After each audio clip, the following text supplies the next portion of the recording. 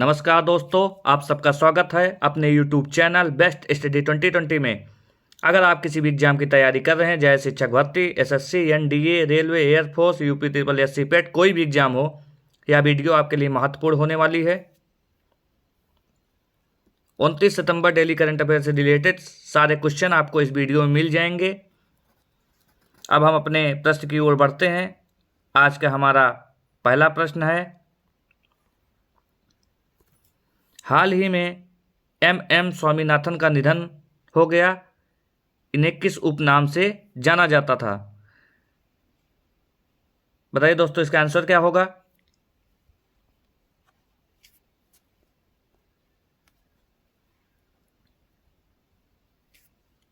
इसका आंसर होगा भारत में हरित क्रांति का जनक। अब हम कुछ पॉइंट के बारे में जान लेते हैं। हाल ही में भारत में हरित क्रांति का जनक और प्रख्यात कृषि वैज्ञानिक एम.एस. स्वामीनाथन का निधन 68 वर्ष की आयु में चेन्नई में हो गया। और कौन थे एम.एस. स्वामीनाथन? प्रख्यात कृषि वैज्ञानिक एम.एस. स्वामीनाथन का जन्म मद्रास प्रेसिडेंसी में साल 1925 में हुआ था। एम.एस. स्वामीनाथन को भारत सरकार द्वारा 1967 में पद्मश्री, 1972 ईस्वी में पद्म भूषण और 1989 ईस्वी में महाविभूषण से सम्मानित किया गया था। इन्हें 1971 में मैग्सेस पुरस्कार और 1987 में विश्व खाद्य पुरस्कार से सम्मानित किया गया था। और हरित क्रांति के बारे में कुछ जान लेते हैं। हरित क्रांति की शुरुआत 1960 के दशक में नॉर्मन बोरलॉग द्वारा शुरू की गई थी। इस कारण इसे विश्व में हरित क्रांति जनक के रूप में जाना जाता है। अब भारत में हरित क्रांति का नेतृत्व मुख्य रूप से एम.एस. स्वामीनाथन द्वारा किया गया। इस कारण एम.एस. स्वामीनाथन को भारत में हरित क्रांति का जनक कहा जाता है। और हरित क्रांति भारत में शुरुआत इसका कब हुआ था? 1965 से लेकर 1968 ईस्वी थी। अब भारत में हरित क्रांति का उद्देश्य भारत में कृषि उत्पादन में वृद्धि करके भारत को खाद्यान्न के क्षेत्र में आत्मनिर्भर बनाना था। अब हम अपने अगले प्रश्न की ओर बढ़ते हैं। हमारा अगला प्रश्न है, इंटेल इंडिया का अध्यक्ष किसे नियुक्ति किया गया? Option number A S Rao, option number B Vinay Chandra, option number C Gokul Subramaniam या option number D Vivek Gupta. बताइए दोस्तों, इसका आंसर क्या होगा?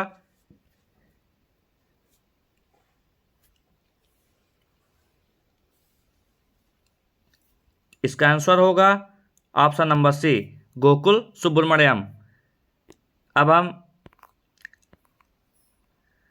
कुछ पॉइंट के बारे में जान लेते हैं। वैश्विक चिप निर्माता कंपनी इंटेल कॉर्पोरेशन ने गोकुल सुब्रमण्यम को इंटेल इंडिया का अध्यक्ष नियुक्त किया।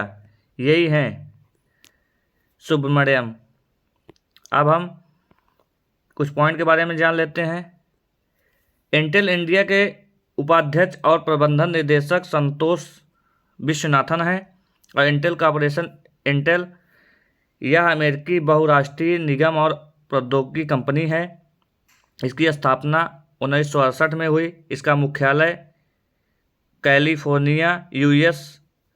और इसके संस्थापक हैं गॉर्डन मूर, रॉबर्ट नायस और आर्थर रॉक। 3 इनके संस्थापक हैं। और इंटेल इंडिया का मुख्यालय जो है बेंगलुरु में है। और बेंगलुरु और हैदराबाद में इसकी अत्याधुनिक डिजाइन इकाई है। अब हम अपने अगले प्रश्न की ओर बढ़ते हैं। हमारा अगला प्रश्न है, चर्चित खिलाड़ी नाओरेम रोसिबिना देवी ने एशियाई गेम 2023 में रजत पदक जीता, या किस खेल से संबंधित है? बताइए दोस्तों, इसका आंसर क्या होगा?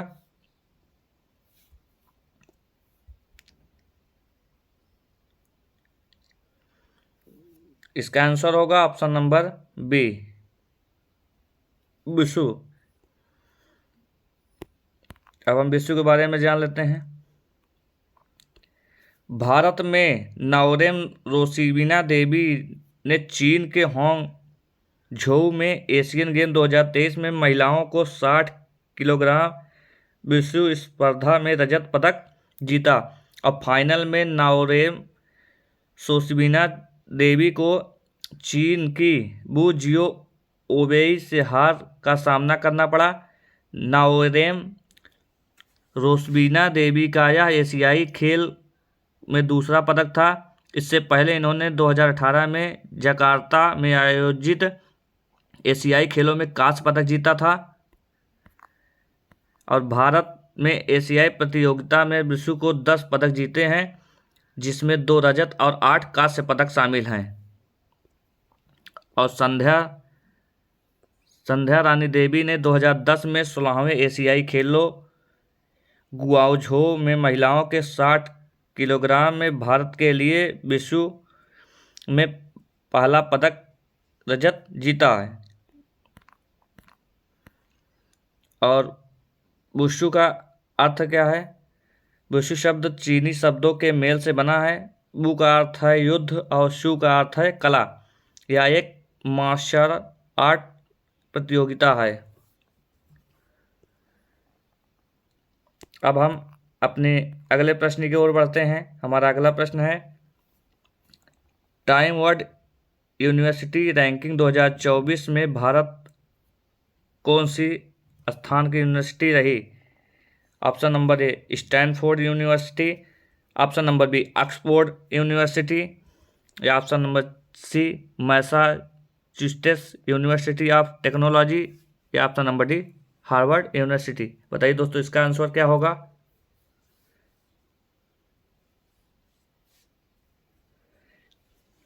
इसका आंसर होगा option number B Oxford university. ये टाइम ऑफ यूनिवर्सिटी रैंकिंग 2023 में इंग्लैंड के ऑक्सफोर्ड यूनिवर्सिटी पहले स्थान पर है। कुछ की पॉइंट के बारे में जान लेते हैं। ऑक्सफोर्ड यूनिवर्सिटी के बाद यूनिवर्सिटी रैंकिंग 2023 में अमेरिकी के स्टैनफोर्ड यूनिवर्सिटी दूसरे स्थान पर और अमेरिका की मैसाचुसेट्स यूनिवर्सिटी ऑफ टेक्नोलॉजी तीसरे स्थान पर है। और टाइम वर्ल्ड यूनिवर्सिटी रैंकिंग 2024 में 108 देशों और क्षेत्रों के 1904 विश्वविद्यालयों को रैंकिंग प्रदान की गई है, और जिसमें भारत के कुल 91 विश्वविद्यालय को रैंक प्रदान की गई है। और टाइम्स वर्ल्ड यूनिवर्सिटी रैंकिंग 2024 में टॉप रैंकिंग पाने वाली भारतीय यूनिवर्सिटी में पहला स्थान IISc बेंगलोर का रहा, जिसके बाद जामिया मिल्लिया इस्लामिया विश्वविद्यालय दूसरे स्थान पर और अत्रा विश्वविद्यालय तीसरे स्थान पर रहा। और इसका प्रकाशन 2004 में हुआ। अब विश्व के प्रमुख विश्वविद्यालयों को रैंकिंग प्रदान करता है। अब हम अपने अगले प्रश्न की ओर बढ़ते हैं। हमारा अगला प्रश्न है, भारत और ऑस्ट्रेलिया के बीच खेली गई IDFC फर्स्ट बैंक सीरीज में प्लेयर ऑफ द सीरीज कौन रहा? Option number A KL Rahul, option number B Shubman Gill, option number C Shreyas Iyer, या option number D Mohammed Shami. बताइए दोस्तों, इसका आंसर क्या होगा?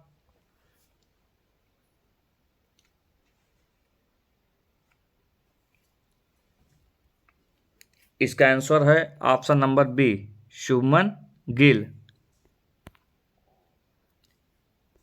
भारत और ऑस्ट्रेलिया के बीच खेली गई IDFC फर्स्ट बैंक सीरीज में भारत ने ऑस्ट्रेलिया को 2-1 से हराकर सीरीज अपने नाम की। और शुभमन गिल को प्लेयर ऑफ द सीरीज प्रदान की गई। गिल ने 2 मैचों में 178 रन बनाए। अब हम अपने अगले प्रश्न की ओर बढ़ते हैं। हमारा अगला प्रश्न है, वर्ल्ड टैलेंट रैंकिंग 2023 में भारत का कौन सा स्थान है? Option number A 56, option number B 52, option number C 63, या ऑप्शन नंबर डी 84। बताइए दोस्तों, इसका आंसर क्या होगा?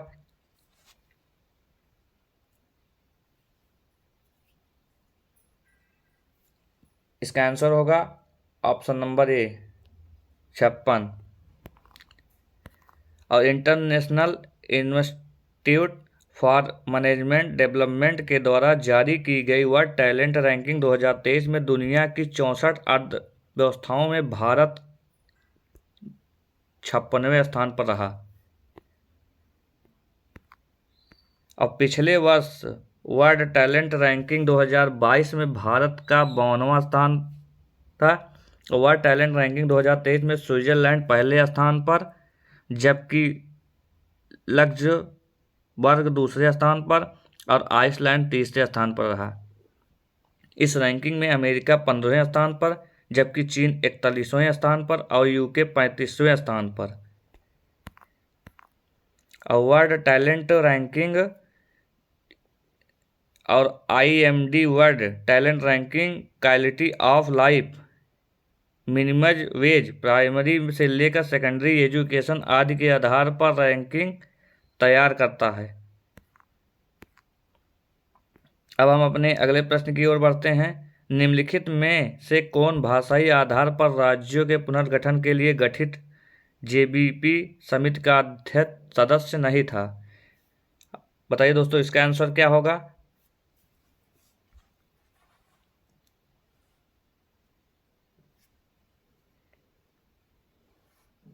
इसका आंसर होगा option number D, Jaishankar Prasad. Jaishankar Prasad को छोड़कर बाकी सरदार वल्लभ भाई पटेल, जवाहरलाल नेहरू और पट्टाभी सीतारामैया, ये तीनों गठित JBP समिति का सदस्य थे।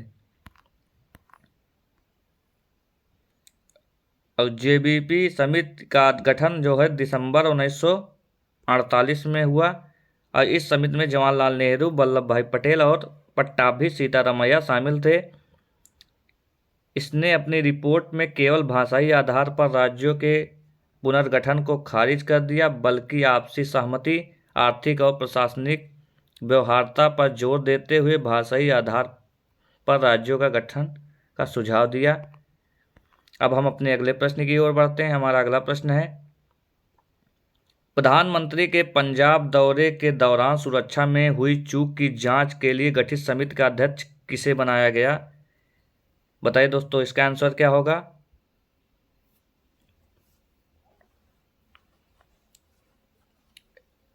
इसका आंसर होगा जस्टिस इंदु मल्होत्रा और सुधीर कुमार सक्सेना, इन दोनों को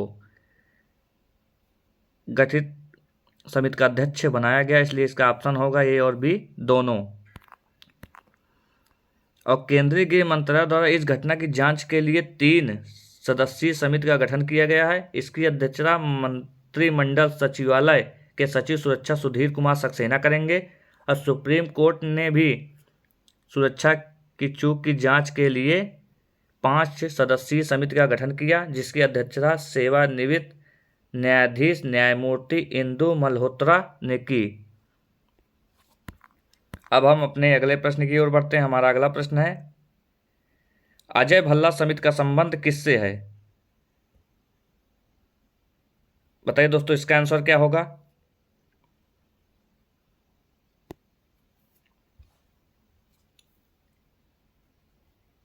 इसका आंसर है ऑप्शन नंबर बी, भारत आने वाली चीनी निवेशों को परीक्षण के लिए।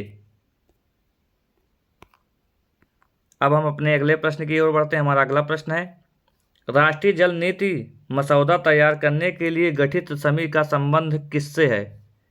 बताइए दोस्तों, इसका आंसर क्या होगा?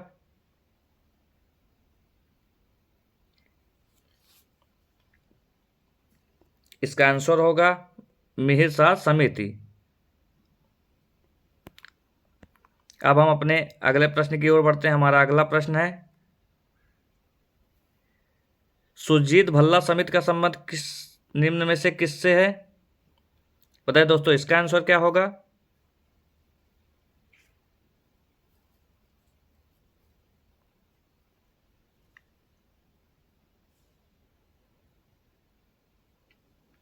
इसका आंसर है ऑप्शन नंबर सी, व्यापार वाणिज्य से संबंधित नीति निर्माण हेतु।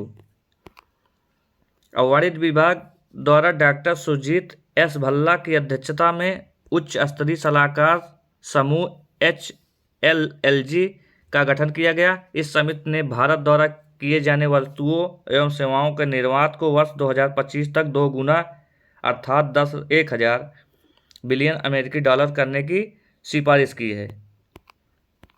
अब हम अपने अगले प्रश्न की ओर बढ़ते हैं। हमारा अगला प्रश्न है, ताजमहल के आसपास औद्योगिक प्रदूषण से निपटने के लिए गठित समिति का अध्यक्ष किसे बनाया गया? बताइए दोस्तों, इसका आंसर क्या होगा?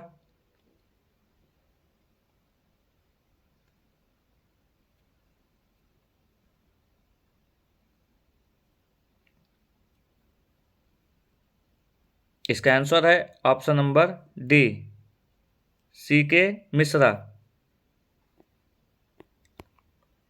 और सरकार ने ताजमहल के आसपास औद्योगिक प्रदूषण के मुद्दे को देखने के लिए पर्यावरण मंत्रालय के अधिकारियों, NERI, IIT के कई अन्य मंचों के विशेषज्ञों की एक समिति बनाई है। समिति की अध्यक्षता पर्यावरण, वन एवं जलवायु परिवर्तन मंत्रालय के सचिव CK मिश्रा करेंगे। अब हम अपने अगले प्रश्न की ओर बढ़ते हैं। हमारा अगला प्रश्न है, GST रिटर्न की प्रक्रिया को सरल बनाने के लिए गठित समिति का अध्यक्ष किसे बनाया गया? बताइए दोस्तों, इसका आंसर क्या होगा?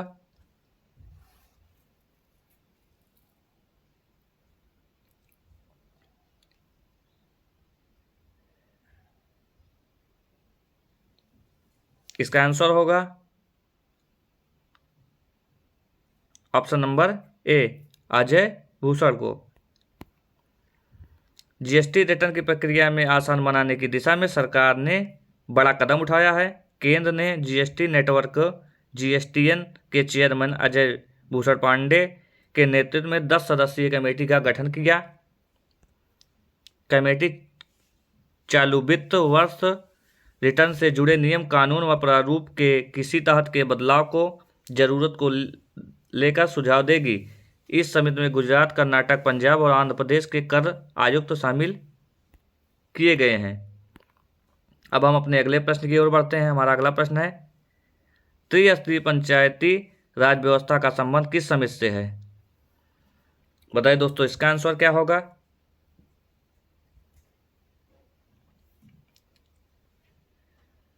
इसका आंसर होगा बलवंत राय मेहता समिति। और इसका गठन 16 जनवरी 1957 में भारत सरकार द्वारा सामुदायिक विकास कार्यक्रम के कामकाज की जांच के लिए नियुक्त किया गया था। और इस समिति ने सुझाव दिया कि पंचायती राज की संरचना में 3 स्तर शामिल होना चाहिए। पहला स्तर है ग्राम स्तर, ग्राम पंचायत, और प्रखंड ब्लॉक स्तर में पंचायत समिति, और जिला स्तर पर जिला परिषद। ये तीनों समिति स्तर का गठन किया गया। अब हम अपने अगले प्रश्न की ओर बढ़ते हैं। रंगराजन समिति का संबंध निम्न में से किससे है? बताइए दोस्तों, इसका आंसर क्या होगा?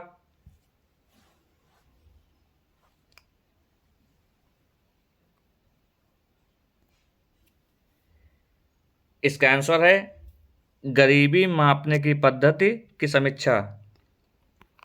आज का हमारा प्रश्न यहीं पे समाप्त होता है। आज के लिए धन्यवाद। हमारा वीडियो आपको पसंद आया तो आप लाइक, कमेंट और सब्सक्राइब चैनल को जरूर करें। धन्यवाद। जय हिंद, जय